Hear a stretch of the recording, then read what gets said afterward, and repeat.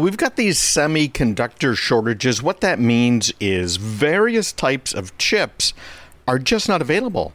And it's been hurting us all the way across our economy. And that's what we're going to start the day with today. Semiconductors. Man, this has been so bad. These semiconductor shortages. Because what it means is we just cannot get the types of devices that we want because those raw components just aren't available. I was talking with a gentleman earlier this week, and he was telling me how he has a special little app that tells him when there is a Sony PS5 available for sale anywhere online. It's gotten that bad. First of all, why does he want a PS5 so bad? I've never owned one, or an Xbox, or any of those gaming consoles since the original Nintendo. We had a Wii as well, because we had all the exercise stuff that went along with the Wii. But anyways, that's a different story entirely. I'm sure a lot of you guys play a lot of video games, but there really are not Sony PS5s available. And we're finding much the same problem in even the car industry, where some of these major manufacturers here in the US have had to shut down lines. They've had gone from 3 shifts down to a single shift every day. And in some cases, it's gotten even worse, where vehicle manufacturers are only making vehicles a few times a week. It is incredible what's been happening. And there's a number of reasons for it. This isn't just one reason. But it does bring up the real problem we could have with our critical infrastructure. How critical is it that we have computers that can run our businesses, drive our cars, and fly our airplanes? I think it's pretty darn critical when you get right down to it. Yeah, you can probably get an extra year out of that computer if you really need to. Many times that computer is just plain broken. You just can't use it. So you do need to replace it. But in reality, we've gotten a little bit soft. We are not making most of the chips here in the U.S. anymore. Yes, it's U.S. technology, but most of this is in Southeast Asia, particularly in Taiwan.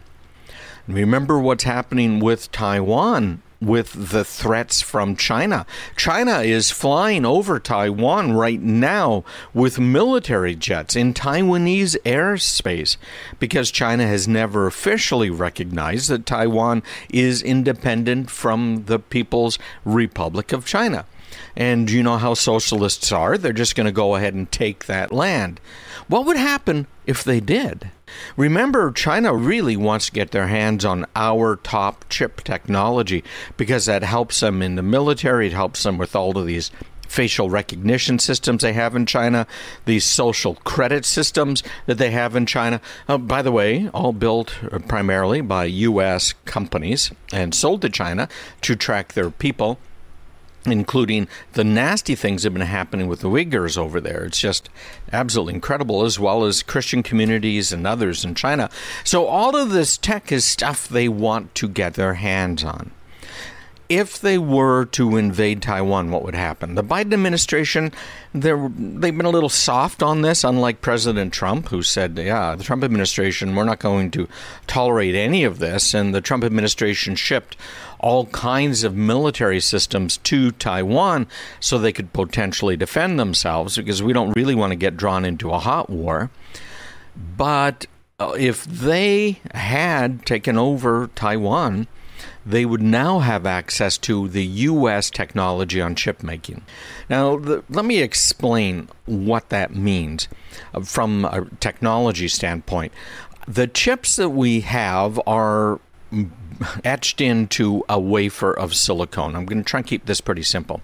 And that silicone is grown. Think of a crystal, or maybe think of a stalactite or stalagmite that you'd find in a cave.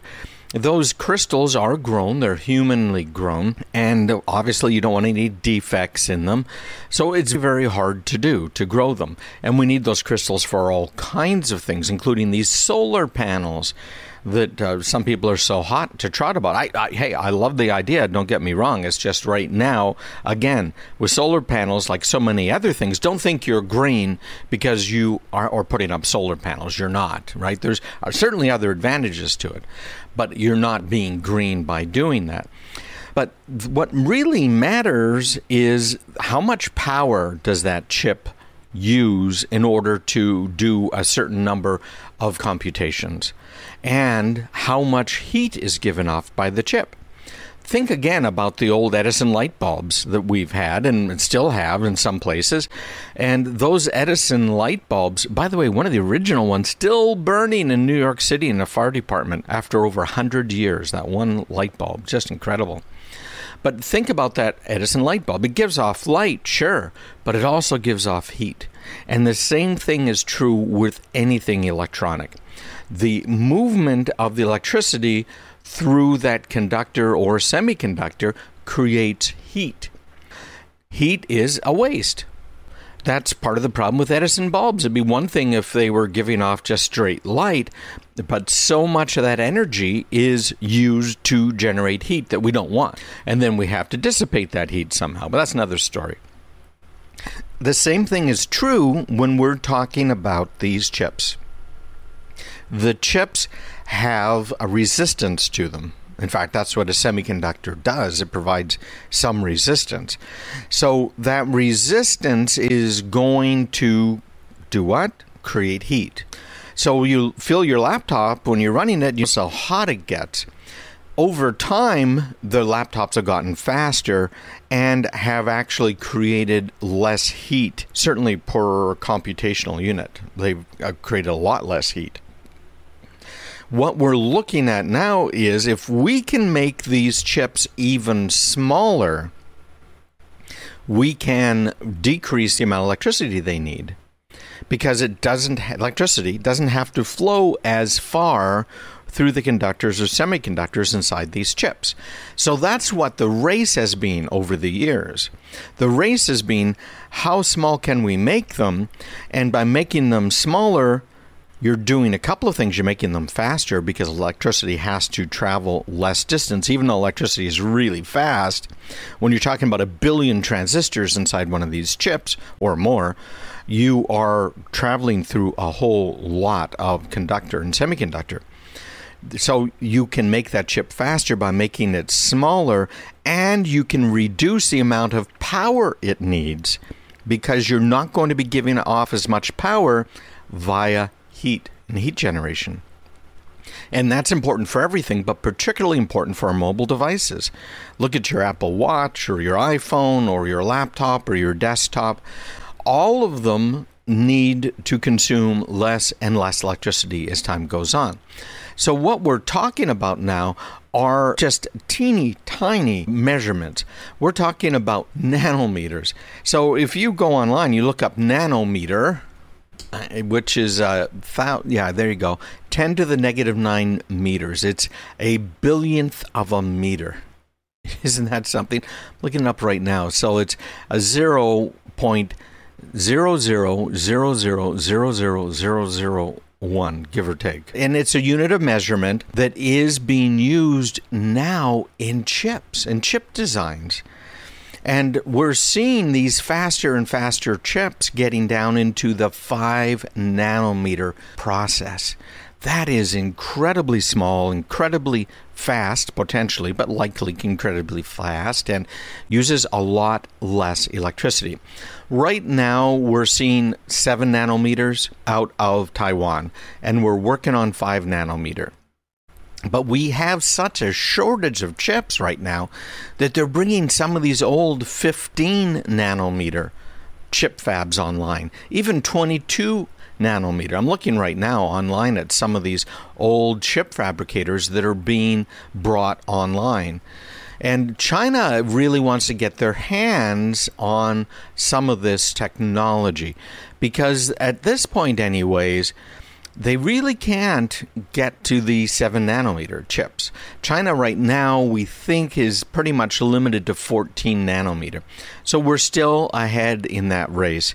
But because they're being made in Taiwan, these chips that we're using here in the U.S., using U.S. technology, and because we had the lockdown in Taiwan and pretty much worldwide, the whole supply chain got interrupted. And these big car manufacturers just shut off the orders. So there's no reason for the manufacturers to continue to make these things, or little reason for them to make them for the car industry. And the car industry thought, hey, we can just turn it back on and we'll have the chips. And of course they didn't.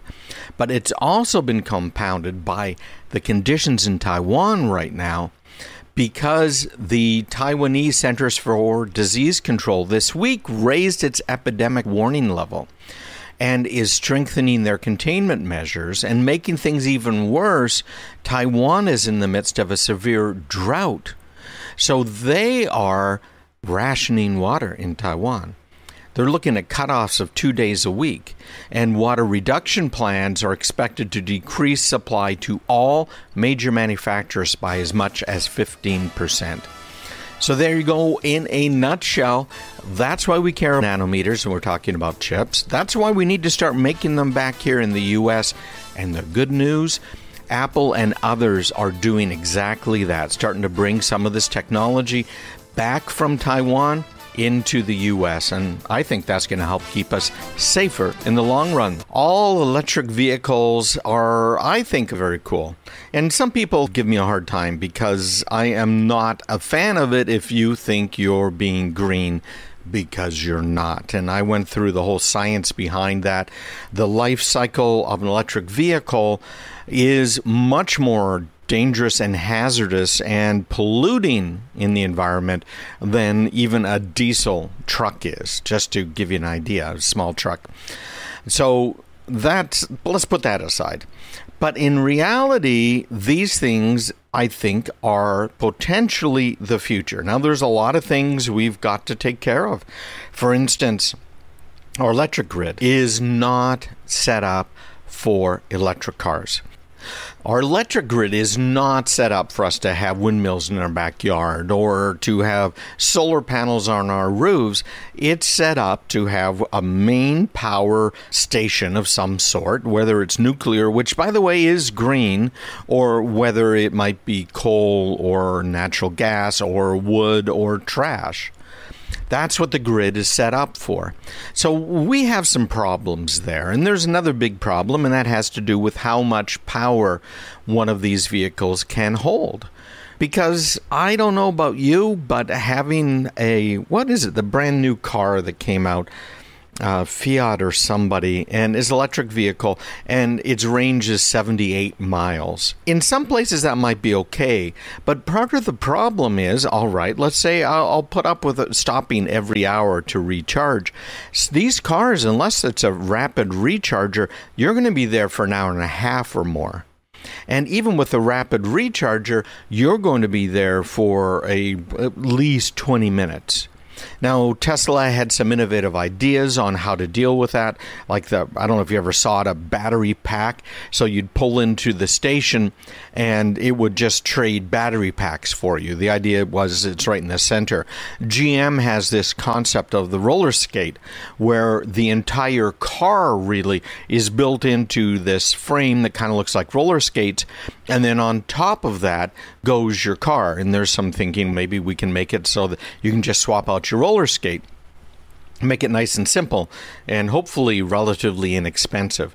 But we still don't see the range on the vehicles, and as of yet, we haven't seen any huge forays by any of the big automakers. Of course, Nissan had its Leaf, which was pretty well accepted. GM had their entry, and I chuckled because it was, in a lot of ways, it was a joke. And of course, they're both better stuff here in the future, but I want to play a little bit here. I'm going to play about 25 seconds worth of an ad, and then we're going to talk about it a bit.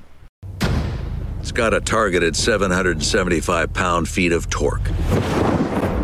It's targeted to go from 0 to 60 in the mid-4-second range.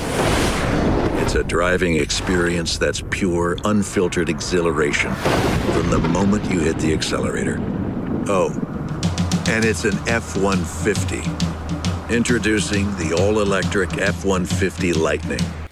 So you notice there were no mentions in there of no birds were harmed in generating electricity here.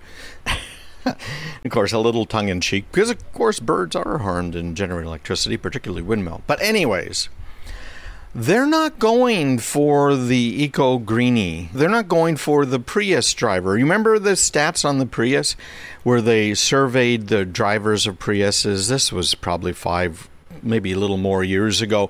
And the number one reason they found people drove a Prius, 70% of the time, in fact, was they drove a Prius because of what they thought other people would think of them.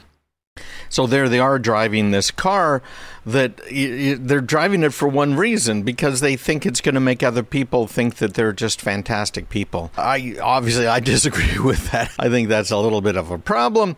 But what they're doing here with that Ford commercial is they are working on mainstreaming electric vehicles. Can you imagine this? A 700 plus foot-pound torque in a sub $40,000 truck. It's just amazing. And you can even use the batteries that are in this truck. Of course, there's a lot of batteries in that truck to run power tools while you're out at a work site, which I think is a great idea. And you can even use it to power your house. They have a special adapter you can use to hook up to your house so that you can get up to 3 days, they say, of electricity in your house if the power goes out. No mention in here of any of these greeny things, right? Oh, none of OAC's talking points are in that ad. At least I didn't hear them. Did you guys hear them? But this is going to be amazing. This, of course, is Ford's best-selling vehicle, the F-150, and I drove one for years. It was very handy with the horses and chickens and everything here. And I'm looking forward to this thing coming out. I don't think I'm going to buy one, by the way. They've also got this Mustang Mach-E, which is this electric Mustang thingy. And then they have an electric transit van. And the reason I don't think I'm going to buy one is it just doesn't have the range. Now, you can get better equipped Lightning trucks than that sub $40,000 one. You can also go ahead and get bigger batteries. You can do a whole bunch of things. But this range is combined output here of 426 horsepower, estimated range of 230 miles, and the extended range of this F-150 Lightning is going to get an even bigger horsepower rating, 563 horsepower, and an estimated range of 300 miles. And 775 foot-pounds of torque, which is just stump pulling. It's absolutely amazing. So I don't know about you. I'm not in the mood for paying 60-ish grand for an electric truck that is only going to take me 230 miles. But maybe that's me. And then looking further into the stats on this thing, it can do a bunch of towing. It can have 7,700 pounds of towing. You can get reduced cargo, of course, if you're getting the bigger battery. And looking at an illustration of the F-150 Lightning, what they're doing is similar to what GM had proposed way back with the roller skate. The entire drivetrain is underneath the truck. It's just like an old frame. You remember trucks used to have frames? F-150s, I think, still do have frames underneath. But the whole bottom of the truck is one piece, if you will. Obviously, there's little pieces to it, but one major component. And then the cab and bed and everything else just sits right on top of it. It's amazing. Now, with this truck, if you connect it to a 150 kilowatt fast charger, you're going to get 41 miles in 10 minutes. So how long does it take you to fill up with gas? Probably about 10 minutes. How long is it good for with my car? 400, 500 miles. In this case, that 10-minute stop at the fuel station is going to get you 41 miles. And if you can find just the 50 kilowatt fast charger, it's going to take you 91 minutes to get 41 miles of range. It's not there yet, but it's very obvious that Ford is aiming for the truck driver. And more particularly, if I was a construction guy and I was taking my truck out and I needed to plug in tools and I don't have to drive very far, I'd look seriously at that new F-150 Lightning. President Biden, I've got an article in my newsletter this week about what he's been doing when it comes to the hackers. China, is it Russia? What's going on? He's been blaming, it looks like, Russia for some of the hacks that China has actually been carrying out. But no matter what, the bottom line is we are getting hacked, and this is a very big problem.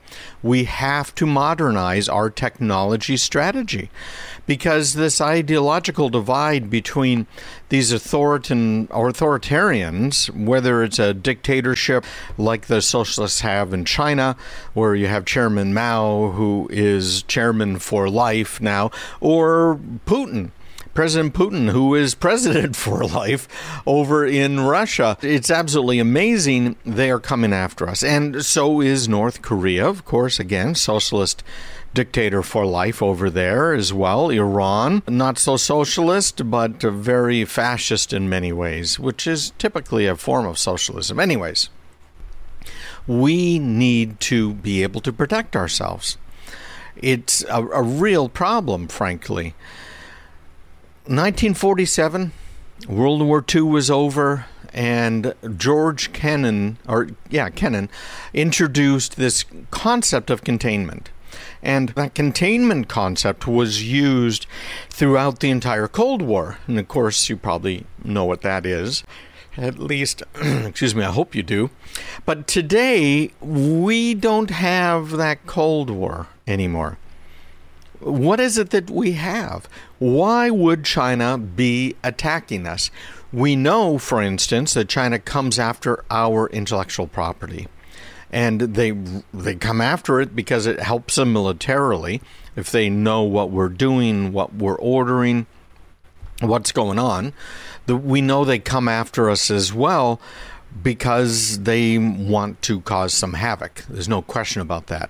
Some of these other smaller countries come after us because they need the hard currency. Ultimately, they want to trade in those Bitcoin for US dollars, which of course can be spent here. But this whole system that we have right now is really on the brink of a new economy. Look at the technology we've been using. Look at the number of people that have been working from home. We're sitting on the edge of 3 simultaneous bubbles right now.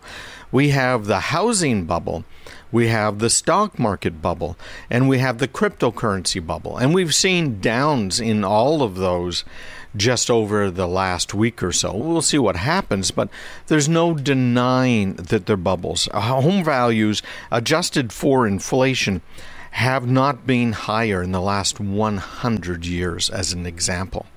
So there's a lot for us to look at. And when these bad guys are under the same types of financial pressures we are under, because the collapses tend to be worldwide, what are they going to do? What's ultimately going to happen? Here is what President Biden thinks should happen with these 2 executive orders that came out. Really, it has to do with federal government supply chains. And that is people who obviously are selling to the feds. And I want you to think mostly about Department of Defense here. And we deal with Department of Defense contractors and tightening them up and getting them to the point they should be at. And there's a lot to be concerned about it from that standpoint. But they have been releasing some details over the last few months. Really, they started in April this year. And they're saying that because of the supply chain problem that we had with SolarWinds, they are now pushing out some rules that require the people who sell to the federal government to keep a certain level of cybersecurity. We've talked a little bit before about CMMC, which is, again, it's a cybersecurity maturity model that's out there, and they are requiring certain federal contractors to meet that. We've also talked about some of the NIST standards, which is the National Institutes of Science and Technology. In fact, we talked about their password standard and how a year and a half or so ago they changed the way we need to do passwords. And if you don't know what that is, have a look at my special report on passwords, and I go through that in some detail. But there's an executive order on American supply chains that came out in February, and it's leaning pretty heavily on these newer emerging technologies, including secure access to semiconductors, and we talked about them earlier in the show today, the high-capacity batteries, because, again, if we're not innovating in the, you name it, but in the automotive field, we're going to fall behind. What's important to automotive? We just talked about it last segment here. Batteries. So it's covering batteries and materials that are used to create them. So both of these orders address the need for us to really work closely together with our allies, economically as well as national security. But that's exactly what we've been doing, isn't it? What it really boils down to, in my mind, is democracy versus authoritarianism. It was so funny that they called President Trump an authoritarian, a dictator, right? He was likened to Hitler constantly. I thought if you brought him up, you automatically lost the argument. But in reality now, we're seeing more of a hands-on from the federal government, more authoritarianism. And I got to question whether or not that's what we really want.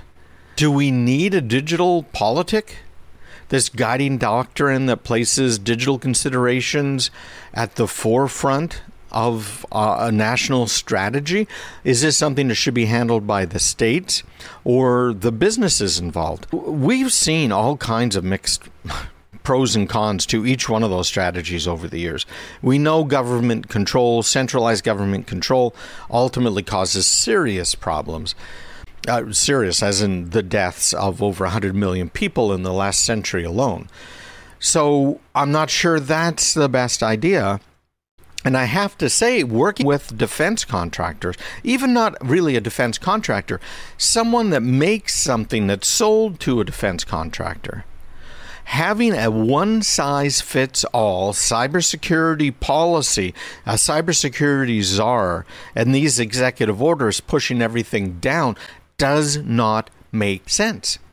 It doesn't make sense for a real small company that makes a wiring harness to have to meet the same cybersecurity requirements as big BAE systems. They don't have the time, they don't have the money. It can cost $1 million over the course of 3 years for even a small company to meet these federal standards that are required. If you take a contract from the federal government or from one of these contractors, so you're a subcontractor, all of those requirements that are put on that huge military contractor, all of those requirements get pushed down to you. So this just doesn't make a whole lot of sense to me. I'm very concerned about it.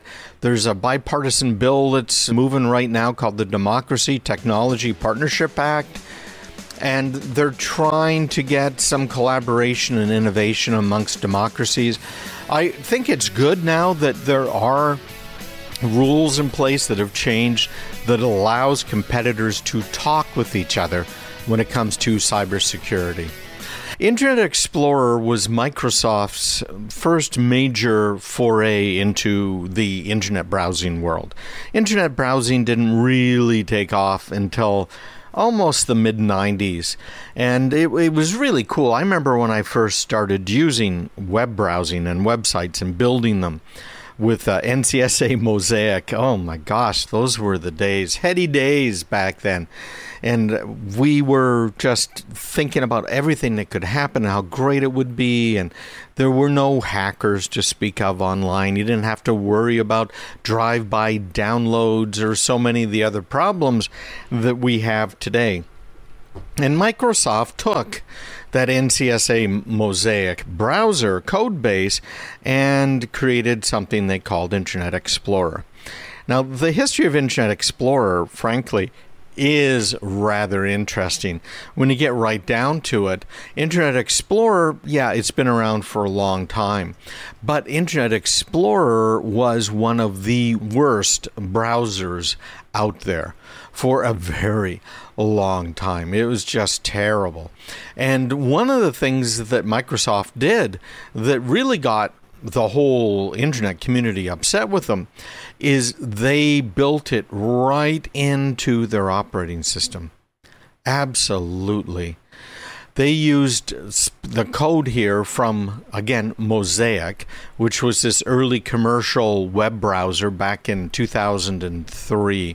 The whole project started in 1994. I'm looking right now at Wikipedia. I remember these things happening. It's just nuts to think about how far it's gone. But they took Internet Explorer and they bolted it into the operating system. So the operating system now supposedly was dependent on Internet Explorer. Now, it's an interesting concept to think about. If all they have to do is maintain a user interface that's web-based for the operating system, that's really cool. Microsoft Internet Explorer is some 5 million lines of code. That is a lot of programming to maintain. And then on top of that, of course, you have all of the user interface code that's sitting there in the operating system. So I think, this is my suspicion, what Microsoft was trying to do is make their life a little bit easier.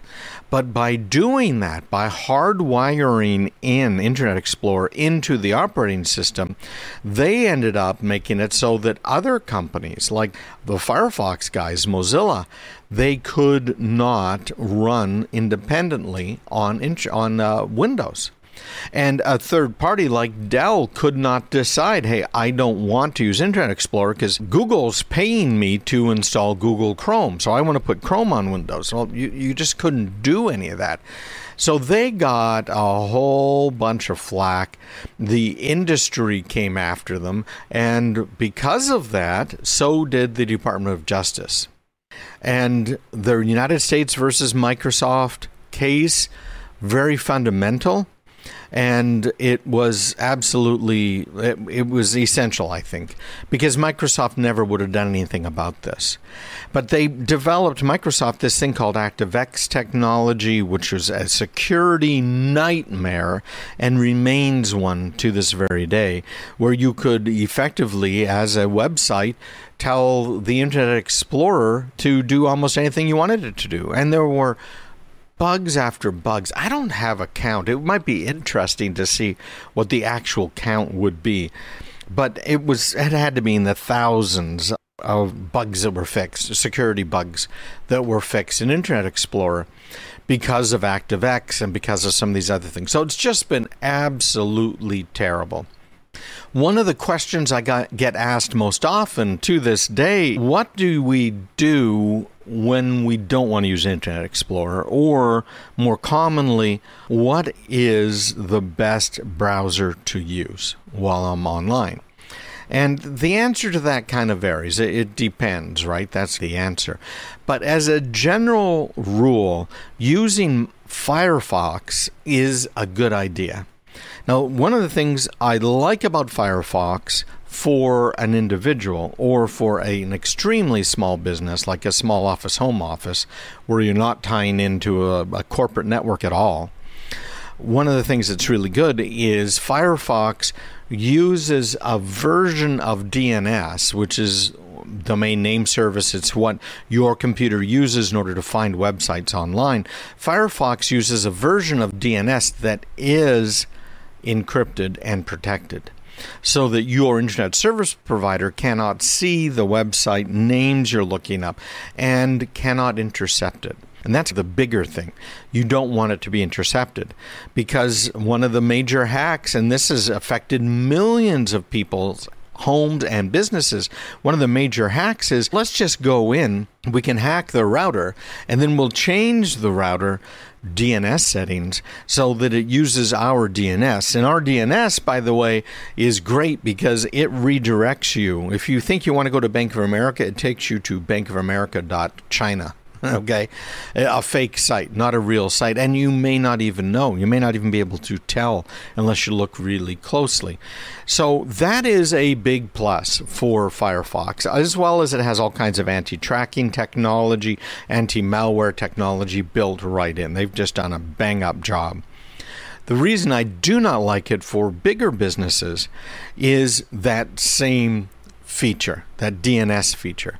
Because what we do when we go into a business, one of the things we do is we change their DNS servers to use some commercial DNS servers that we have from Cisco that get updated minute by minute, for the sole purpose of trying to stop the bad guys. And they're very good at it, at stopping ransomware, just by DNS. If you're using Firefox inside one of these networks, the problem is Firefox is going to try and hide the DNS request. So it's not so much as I care that they're being hidden, except that I might be going to a malicious site. It's that I can't see any of them. And I cannot tell your web browser or your computer not to go to that website, because that particular site or that particular internet server is actually malicious. So there's the two sides for Firefox. So if you're a regular little home user, get Firefox. It's free. It's a great little browser. If you are a business, you can still use Firefox with things like Cisco's Umbrella. But what you need to do is turn off the DNS over HTTPS or TLS, which gets a little advanced. You can probably find it if you DuckDuckGo search it online, and that'll get you the answers you need. So turn that off so that all of your DNS requests are going through the filter, whatever it might be. Barracuda has a DNS filter. I don't like Barracuda. I don't think I'm endorsing them. But it's better to use the Barracuda DNS filter if that's all you have than nothing, let me tell you. And then there are also free DNS servers that are going to be fantastic for you. Check them out. I talked about them this last week. I got a lot of emails. OpenDNS.com. Open, OPEN-DNS, the letters DNS, domain name service, or dynamic name server, or whatever you want, however you want to remember it, OpenDNS.com. And it's easy enough. You just set it up on your Edge router and you're off and running. So that's my general favorite. If you want something that's more secure, you can take a look at our friend, the Epic browser, EPIC. It has been very good in the past, and I assume it's going to continue to be pretty good in the future. Microsoft's newest Edge browser, I think there's been 3 different browsers they call Edge. That's something about Microsoft. They call them all the same thing, even though it's entirely different code bases. What were there, 7 different versions of Windows that were entirely different? It's just, drives me crazy. The current version of the Edge browser from Microsoft is based on Google's Chrome browser. So keep that in mind if you're using Edge. Microsoft is looking over your shoulder. Google may be looking over your shoulder as well a little bit. The Edge browser also uses Google Chromium base, but they've gone through and lobotomized it pretty seriously. If you're on a Mac, or you can even do this on a Windows computer, the fastest browser, generally speaking, is Safari, which is an Apple product, and it's available for free, Safari. And it also, like most Apple products, doesn't like you being tracked. And so it has a lot of anti-tracking stuff built in. And it also, like this too, the Safari browser has a whole bunch of anti-malware stuff built in.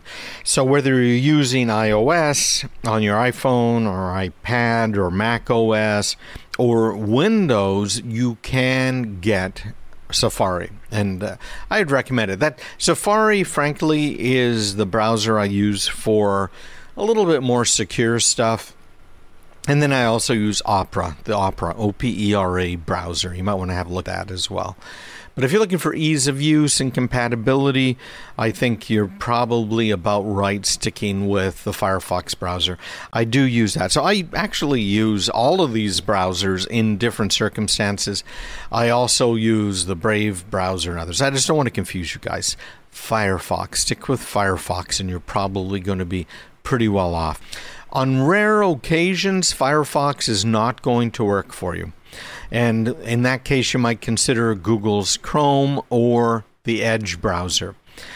If you're using a cloud-based service, a website that is obviously a website for something you're doing, and it does not work with Firefox, it might not even work with the default on the Microsoft Edge browser. And that's because that website might have been poorly coded, had not written right, and requires the old Microsoft Internet Explorer. If so, you can turn on compatibility mode so that the Edge browser will act just like the insecure, bug-ridden Internet Explorer. But try and force the vendor to upgrade their site so that it works with modern browsers rather than having to stick with that old piece of software that's dangerous as can be, Internet Explorer. I have always been fascinated by it ever since I saw people who were communicating using computers. And I always thought it just would be so wonderful if we could help people out, particularly people who are locked in, who have a brain that's functioning fully, and yet their body isn't cooperating. They can't communicate, or they can't communicate well. And of course, it comes to mind, of course, one of the greatest scientific minds of our generation, Stephen Hawking, who was in a wheelchair. He was unable to move later in life other than just a little bit with his face and mouth, and he used that to communicate. And it's just an incredible thing. I can't imagine being in a position like that. So when I see these technological advances that help people out, even in a minor way, I am just overjoyed, really overjoyed. So we got two I want to talk about right now. One is a brain implant that Ars Technica's John Timmer was talking about here about a week ago. And he was talking about robotic arms. Now, you might have seen them before. There's various types of robotic arms, and they have different types of functionality depending, right? Well, one of the problems that we've had with robotic arms is how much force can you put on them? I remember the first time I saw someone who had lost the forearm and, of course, the hand, and he had on one of those kind of Captain Hook things, appliances, with a rubber band on it to close it, and he was able to pull one of the muscles in his arms in order to open it and close it. I thought, well, that's really cool. Those have advanced now, and there are projects with 3D printers. I forget the name of the company. I had them on my radio show maybe a decade ago now. It's been a while. And they were selling 3D printers. And when you bought their printer, they would give you the plans to make a specific artificial prosthesis for a child that couldn't afford one. So it might be for a leg or an arm or potentially, I guess, something else. And you bought the printer. They would provide you with the material that you needed as well as the design specifically for that person. And that you could print it up. It might take a couple of days and you ship it off. And many of these kids were in Africa. There are some here in the U.S. and, of course, in Russia. And this was, I thought, an amazing project. It was just so cool, again, because they're helping these kids get a little bit of mobility. Then we came out with some of these robotic arms that can be controlled through your brain. I don't know if you've seen these arms. There's been also some major advancements in just thinking about moving a cursor on a computer screen, and the computer can track your brain enough to be able to move that cursor around. And basically what you're doing is you've lost a limb or you've lost mobility, you think about moving your hand or a leg, and usually it's your arm and your hand, and that can be picked up. Of course, that's per person. It's programmable per person, and they figure out what the pattern is in your brain, and then they tie it all in so that now you can control the cursor on a computer, which means you can communicate. Robotic arms a little bit different, because what you have now is something that can reach out. These things have all of the joints and the flexibility and functionality of a regular hand, except for the feedback loop. And that's been really important. How do you know if you are actually touching something? How do you know if you're squeezing it too hard, like that egg? And early robotic arms, it was very visual. So you'd watch that arm and you'd see, okay, it now has a grip on that ball or that pencil or whatever you're picking up, and all visual. And so you're able to pick it up and you know that you've got it. Maybe you don't know how hard you're holding it, but that's okay. You had to track the arm visually as you maneuvered it around and estimate, really, when you had that grip that was strong enough on the object by looking at it. And obviously, that's just an incredible improvement over a missing limb or potentially paralysis, but it's not very intuitive. And the question is, how do you make things intuitive for the brain when they're obviously foreign? We're going to talk about an extra thumb here in a minute, too. But this is just absolutely phenomenal. It's called proprioception. And it's a sense that we have that's been difficult to reconstruct that ties the sense of touch and pressure and knowing where something is. So you can close your eyes and on the side of the road when the police officers are there, close your eyes, hold your arm out and touch your nose, right? Hopefully you can do that.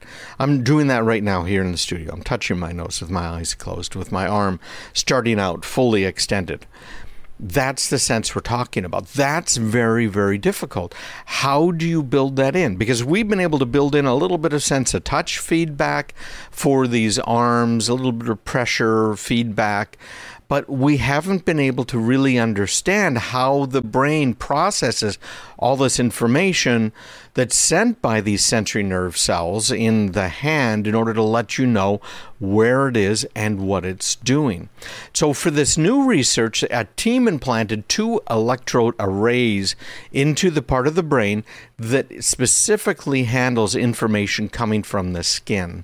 And they're able to activate these electrodes and produce the sensation of something interacting with the palm of the hand as well as the finger. So they've made a whole lot of progress here, and this is very cool. They were able to tie it into a robotic arm. They got a study together, got some funding for it, and they got a participant who'd been paralyzed from the neck down. And this, it doesn't say if it's male or female, but default gender, right? In English is he. So we'll say he'd been controlling this robotic arm for about 2 years by using brain implants in the motor control region of the brain. And he could successfully use the arm even without sensation. He'd gotten pretty good at it. So for these experiments, they had some different tests because they wanted additional tactile feedback. They wanted to be able to somehow tie into this perception that your body has of where your body parts are.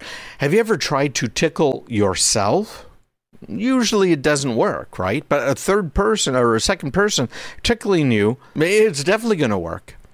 That's all part of these same systems. So they came up with a whole bunch of tests. I'm not going to go into a lot of detail on the tests, but they did say that having a sense of touch and the ability to understand where that arm and hand were in space dramatically improved performance. And that makes sense a whole lot of sense to me.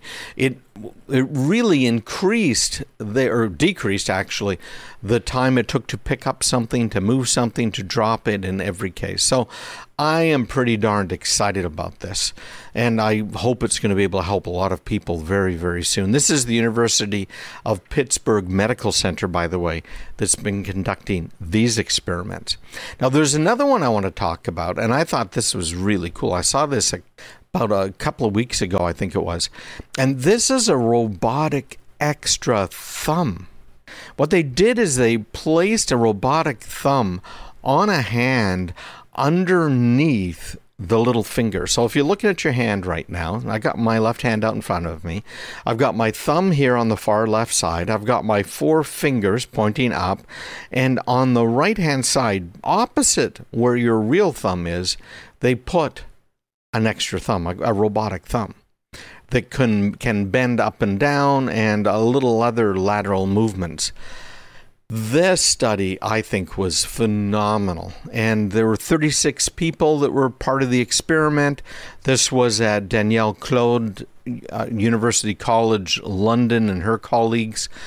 And it's phenomenal. So when we get back, I'm going to play a little bit of audio that is from a story over there in the UK about this. I'm going to tell you a little bit more about this thumb and the impact it had on the brain. One of the things I think was fascinating, to me anyways, was it did change the brain in unexpected ways. Basically, the brains of these people, and this was determined by CAT scans and watching the activity when they were moving their hands, the brains were changed to, if you will, look at the hand as more of a single unit than individual units. I thought that was really fascinating. And that extra thumb became part of the brain's understanding of the hand. So this is the kind of thing we can be looking forward to. Now, this one it's kind of cool. It's kind of fun. We're going to find a lot of different uses for it. And part of what's fun is what they did in the experiments. So we'll talk about that as well. Hey, I want to point out, if you have questions about cybersecurity, I might have the answers for you. And you'll get those answers in the form of some special reports I wrote. If you subscribe to my email list, just go to craigpeterson.com/subscribe, and I'll make sure I send them all to you. Get you on the right track. This is augmenting a human. And I think this is the future. We are going to be augmented. How many movies have been made about that? Movies where they're saying, well, yeah, we'll just tie basically Google into your brain. And if Google's tied into your brain, all you have to have is a thought, and you'll get a response from Google, which I think is scary. Look at Google now and how they're tracking you. Imagine if they get a copy of every one of your thoughts. But things like this that make us superhuman, I think, are going to become more mainstream. So Google, for instance, had the Google Glass. You might remember that. These glasses type things that you wore. Apple's done some work on something similar. And the idea is they can project in front of you an artificial reality. Maybe that artificial reality is just telling you to turn left to get to grandma's house, or where the best food in town is, or maybe you're playing a game, all of which are cool. That's going to happen. This is really something that is going to happen, and it's going to talk to you with a set of speakers that are right on those glasses, and it's going to be, I think, potentially amazing. Not reading your brain, but helping you to navigate, read an audio book to you, do all kinds of things. And you can already get Alexa, which is, of course, Amazon's digital assistant, in a lot of different configurations, from your car all the way on out through these little mobile devices. In this case, we're talking about a third thumb, and that second thumb, I should say. It's really a third one because you have two hands, right? Two thumbs, but a second thumb on one hand. And the pictures I'm looking at from the experiment had it on the right hand. I don't think it really matters, but it's opposite your normal thumb. And it's not a fancy thing. Doesn't look human. It's close to the wrist on your hand, but it still is on your hand. And you control this thumb and how it moves based on wireless sensors that are on your big toes. So you wiggle the toe and you can move the thumb in different directions and also have it clench the grip. And these experimenters gave the thumb to people for about 5 days, and the participants were told to use the thumb in regular old things in the world. Plus, they used it in the labs, of course, and they wanted the participants to really push the envelope about what was possible. And they didn't want the lab to just think of all of the different experiments. They wanted the participants to think of things maybe they hadn't thought of. So I'm looking at a video that's really cool. People, think of this, guys.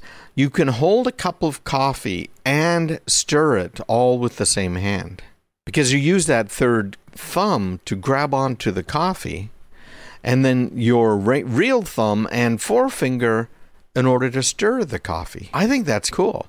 There were other people did things like blue bubbles, right? You hold a little bottle of the bubble soap water in the fake thumb, and then again use your fingers to hold the little thing that you are blowing into. So it's really cool, and it did change the brain. What this showed us, I think more than anything else, was our brains are capable of controlling limbs and appendages, there you go, that you don't normally have. And it leads me to think about cats here in the Northeast. I don't know if you've ever noticed cats with a thumb. Have you ever noticed that? It's really a Northeast phenomenon. And apparently the captains of these old boats loved these cats because they could go on the ship and chase the rats and kill the rats and hold on really well in heavy weather and even climb up on the ropes because they had a thumb. We had a cat like that, and it wasn't the brightest cat. A fox caught it when it was in our yard one time. But that cat could pick things up off the floor using the thumb.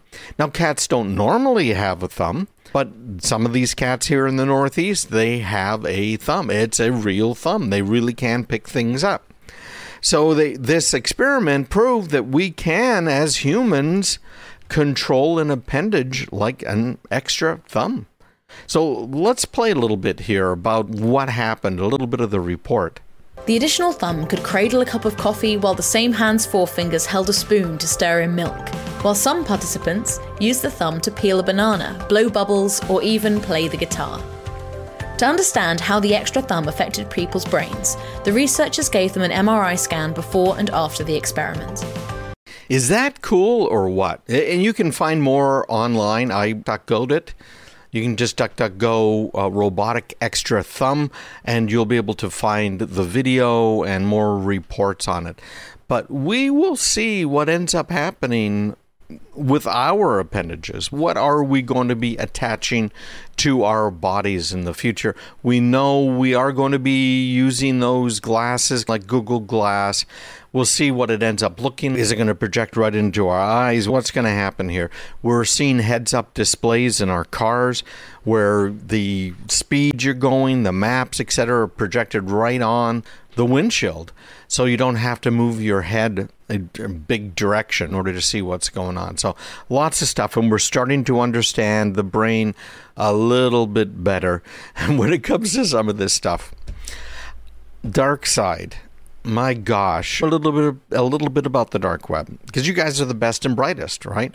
So the dark web, of course, is that part of the internet that was created to keep things secret. No, not totally secret, but the identities of people posting things on the dark web are hard to determine, and it is, in fact, something that is maintained by our military and was developed in order to allow people in other countries to communicate effectively with the CIA, with the military, etc., without being caught by their government. So the dark web is a pretty secure place, but because of that, It's a place where people go to conduct illicit transactions.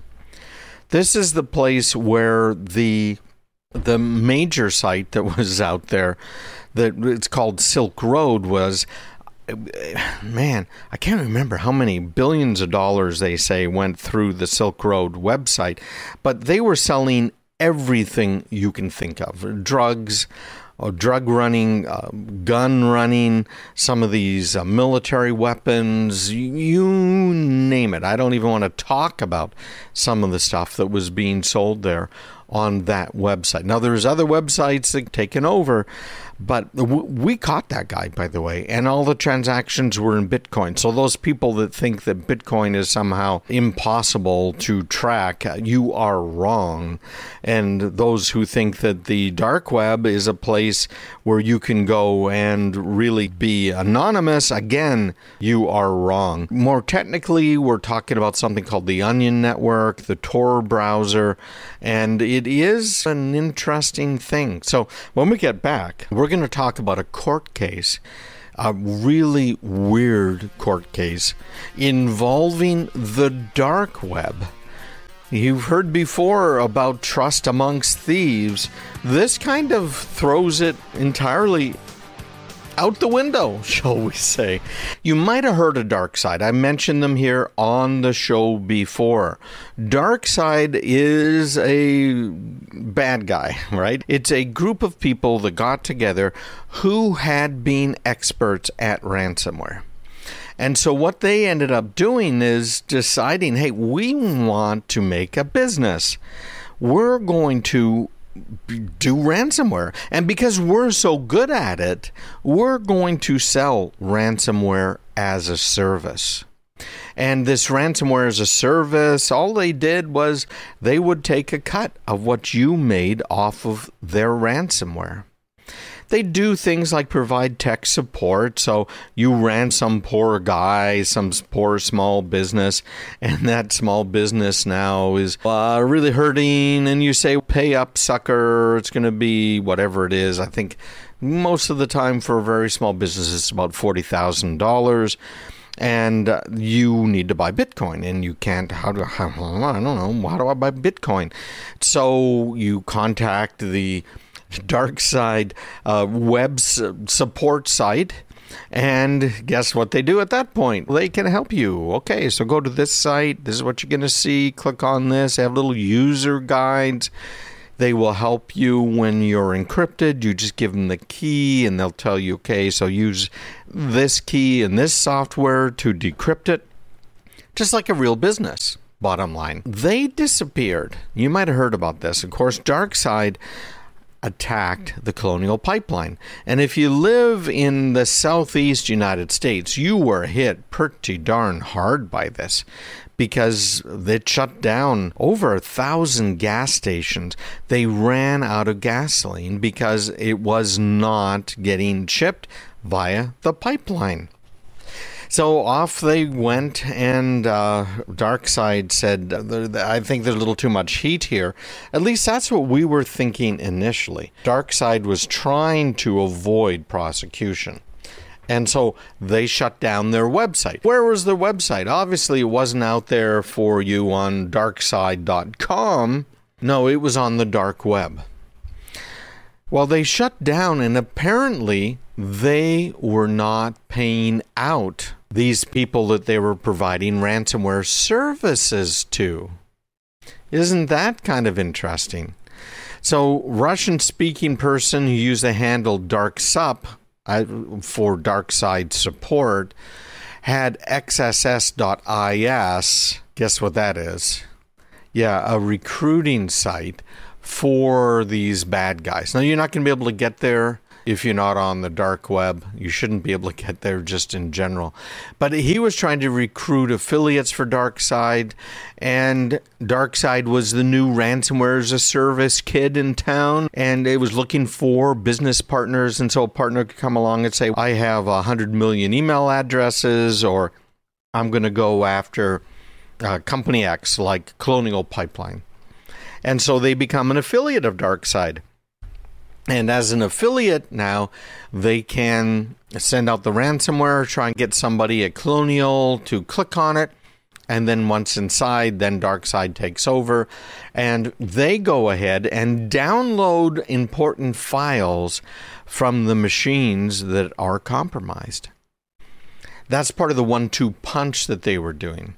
And the punch that we saw that happened on Metro PD down in Washington, D.C., where the bad guys got in down there and threatened to not decrypt stuff unless it paid up. And then secondarily said, since you're not paying that ransom, pay us this ransom, and you have so many days, or we're going to start releasing information from the private police records. And they actually did end up releasing some of that information. All of that sort of stuff is part of the ransomware as a service. This is interesting, and DarkSide has made a bunch of money. There's some newly released figures from a company called Chainalysis, and they track cryptocurrency trading. Yeah, guess what? It's not completely private. So Chainalysis said that DarkSide netted at least $60 million in its first 7 months. That's a small fortune. Actually, that's a pretty big fortune. 46 million of it came in the first 3 months of 2021. And DarkSide made another $10 million this month, with about $5 million coming from Colonial Pipeline. You probably heard about that. Colonial paid the ransom. And I saw an interview with the CEO of Colonial who said, we didn't know if we'd be able to recover. And it's basically, it's a small, this is my words, small price to pay to know we can get back in business. So they made the $5 million from Colonial and $4.4 million from the chemical distribution company known as Brenntag. And then last week, DarkSide went dark. And I mentioned that on the show as well. And this guy, DarkSub, said that his group had lost control of the infrastructure and its Bitcoin. Does that mean that maybe Interpol, the US, somebody shut them down? Because we have verified that there was a huge transaction where all of the money was taken out of their Bitcoin account. Okay, so these servers can't be accessed anymore. The hosting panels, cPanels, have been blocked. And the hosting support service isn't providing any information except, quote, you ready for this? At the request of law enforcement authorities. Okay, yeah. And within a couple hours of the seizure, funds from the payment server were withdrawn to an unknown account, and DarkSide hasn't been heard from since. Now, DarkSide is supposed to be paying affiliates 75% of ransoms that are less than $500,000, and that cut rises to 90% for ransoms higher than $5 million. So DarkSide gets the money, right? Because they're doing this whole thing. It's a service. It's service provided to the bad guys out there. But apparently, these affiliates have not been paid. Apparently, the ransomware as a service provider has absconded, did not honor its commitments, and the affiliates, these bad guys, I feel so sorry for them. They've been asking to be reimbursed from a deposit, about $1 million that DarkSide was required to make with this website, XXS, which is one of these sites on the dark web where they are setting up these deals. Okay, so there's 3 posts on the site where there are plaintiffs who have filed charges against the defendant, against DarkSide. So here you go, honor amongst thieves. DarkSide did not honor its financial commitments. It did not pay the bad guys that ransomed people like they were supposed to.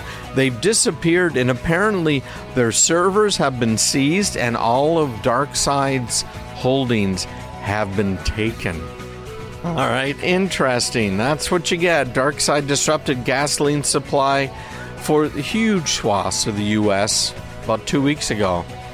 And no doubt the FBI brought full force of its might onto DarkSide.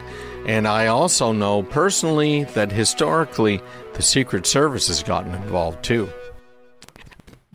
Electric vehicles we've talked about a lot. I had a lot of fun talking about, of course, that great Ford electric vehicle in the first hour of today's show.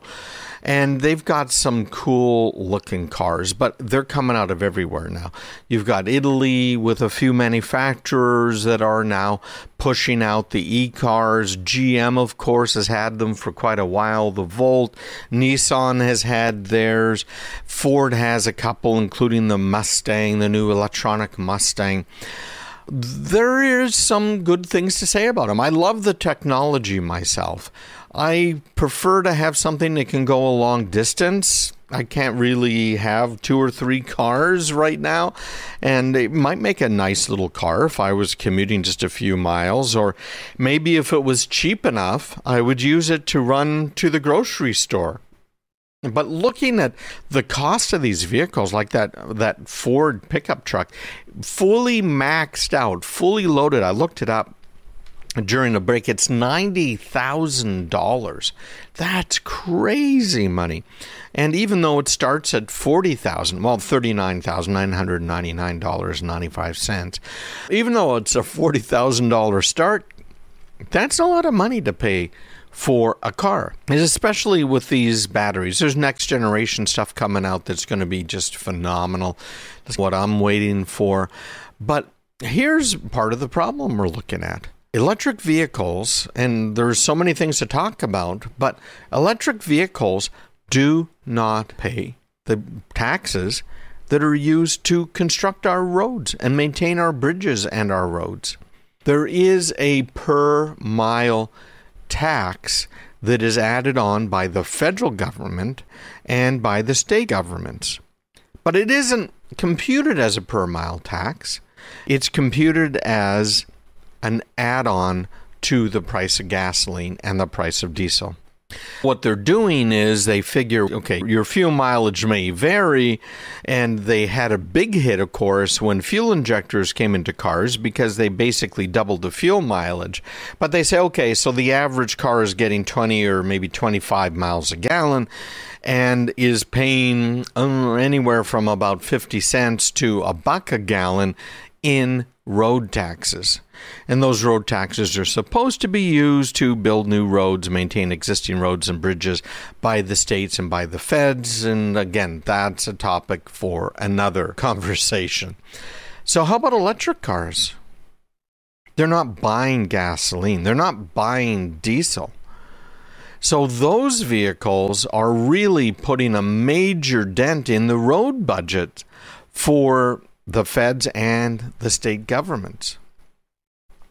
We've got states like California, Massachusetts, and New York who want to completely phase out any fossil fuel vehicles by 2035. And Washington state plans to follow the California rules and phase out sale of gas-powered cars by 2035. But there's a huge hitch in those plans. How do you have these electric vehicles, including that Ford F-150 Lightning, hit the road? Because gas sales will continue to decline along with the revenue from taxing them. It's a very big deal. So what do you do? Well, there are some bills that have been moving in all of those states I just named, including Massachusetts, where they're saying we need to charge people per mile when they're driving within our state. How do you do that? Charging per mile means how many miles they're traveling. You could certainly set up something like Easy Pass that covers the major highways, but the major highways are not where everyone's always driving. Think of the state routes we're on all of the time that have no toll ability. And of course, all of the side roads. How do you tax it? Well, there are things that say maybe we use an easy pass type thing only on the bigger roads and we're charging by the mile. That's just going to drive people off of those bigger roads that are meant for traffic onto the side streets. I've seen that happen before in my own town. There are other things that are being proposed that include having the car report on miles driven within a state. So the car would have to have GPS information, would know when it has crossed state lines, and then keep tabs on how many miles it drove in the state, and then report that to the tax authority for you to be charged. How would that be to have at the end of the year, right? This additional tax burden based on how many miles you drove. Yeah, that would be a lot of fun. And then there are other proposals. Well, we'll just look at all of the vehicles that are registered in our state. So again, in Mass, it would be when you go in for that mandatory vehicle check every year at your birthday, we will read your car's mileage every year, and we'll just charge you by the mile. They don't care if you drove up and down to Florida most of the year, or out to Texas for most of the year, back and forth to California from Mass. All of that would be charged against you. So there are a lot of debates going on to try and figure it out. How can we make this work? The feds have a gas tax that hasn't changed since 1993. So the federal gas tax is 18.4 cents per gallon. And then you have the state taxes. And most states have increased their fuel taxes since 2010 to bring in more money and fix the roads. But this is going to be difficult. Some states, including California, Hawaii, Minnesota, Oregon, Utah, and Virginia, have implemented road user fees. A lot of questions there. It's so easy to collect a gas tax. It's hidden away in the price of the gasoline. Are they just going to put an extra tax on electricity and say the average home is using so many kilowatts for their cars and do it that way? We really don't know. We just don't know. And our roads, I think, are going to suffer until we figure that whole thing out. We've talked about some of these big hacks, and I was talking with a client this week about the whole SolarWinds hack and where did it come from and what did they do. The SolarWinds hack, it looks like, came in through Microsoft Exchange Server. There are a lot of patches out there for Exchange Server. If you don't have it, pay close attention. Try and figure that whole thing out, okay? This is a very big deal. But these recent cybersecurity incidents are really a reminder to all of us that public and private sector entities are being attacked from nation-state actors and these big cyber criminals, like what we were just talking about. Here's our big question. Who was behind the SolarWinds hack? Remember, we talked about it here. The reports coming out of the federal government in the U.S. were that was Russian intelligence was behind it. It's Putin. Blame Putin. Oh, no, it's a Russian hacker gang. Nothing to do with Putin. Maybe Putin was giving them a little bit of a nod. It was a Russian hacker gang. Things have changed a little bit. They announced here, but Microsoft being they, Microsoft announced in March that it detected multiple zero-day exploits being used to attack the Exchange server. And a hacker group that they dubbed Hafnium, which operates primarily from leased virtual private servers in the U.S. So think about that. What does that mean, leased virtual private servers? That's everybody from GoDaddy through Amazon all the way on out. Everybody now has these virtual private servers. And they also installed additional malware so they could get long-term access to these victims' networks. Where do they come from? Microsoft wrote in March that Hafnium operates from China. And this is the first time we're discussing its activity. And he called the the Chinese hacker group, Microsoft here, a highly skilled and sophisticated actor that primarily targets entities in the United States for the purpose of exfiltrating information from a number of industry sectors, including infectious disease, law firms, higher education institutions, defense contractors, policy think tanks, and NGOs, non-government organizations. Now, because I've talked about it before, that we've been called into organizations and found indications of compromise that were coming from China.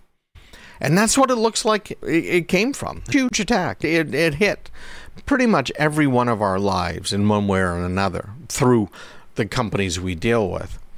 But the Biden administration's been silent on attributing the attack to China. They won't say that China was doing this at all. And they are completely blowing it off. Yeah, all of the questions about it. So it looks like it was China that did this. The Biden administration's unwilling to say it was China. For whatever reason, they are very willing to attribute it to Russia. And I don't know, maybe this is another Russia like we've seen before. Hey, everybody, I want to invite you, make sure you get my newsletter. When you sign up, I'm going to be sending you some special reports on passwords and what to do with your cybersecurity.